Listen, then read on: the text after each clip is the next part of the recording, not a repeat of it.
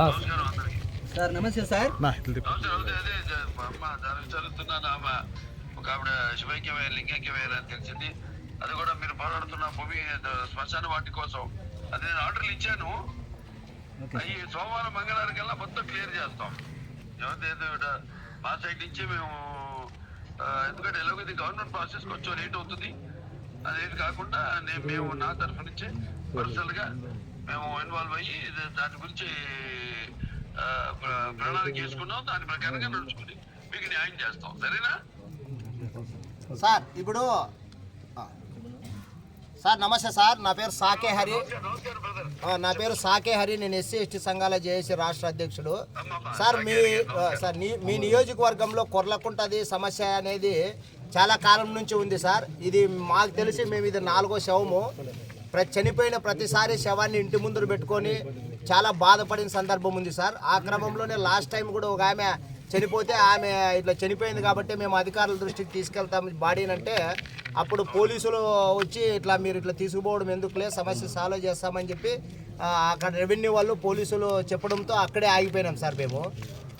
అయితే ఈరోజు నిన్న సాయంత్రం ఒక ఆమె చనిపోయింది కాబట్టి ఉదయము ఆ గ్రామానికి సంబంధించినటువంటి దళితులంతా శవాన్ని తీసుకొని తహసీల్దార్ ఆఫీస్ ముందు పెట్టుకొని ఉన్నారు.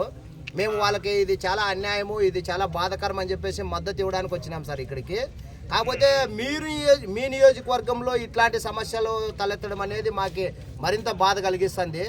ఎందుకంటే మీరు కూడా తగు రీతిలో వెంటనే స్పందించింటే బాగుండేది. మరి పిఏల పైన కూడా ఇంతకుముందు మీ దృష్టికి ఎంత మాత్రం తెచ్చినారో మాకైతే తెలియదు. దయచేసి దళితులకు సంబంధించిన విషయాల పట్ల మీరు వెంటనే స్పందించండి సార్. ఎందుకంటే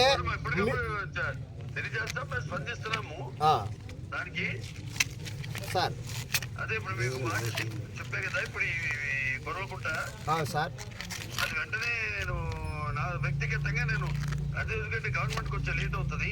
అవును సార్, నా వ్యక్తిగతంగా నేనే ఇన్వాల్వ్ ఉన్నాము ఆల్రెడీ. అవును సార్, దాని తగు రీతిగా దానికి మేము ఇమ్మీడియట్ గా దాని సంగతి తెలుస్తాం సార్. మంచి సార్, చేయాలి సార్. మీరు దయచేసి ఈ విషయంలో తొందరగా చేయాలా.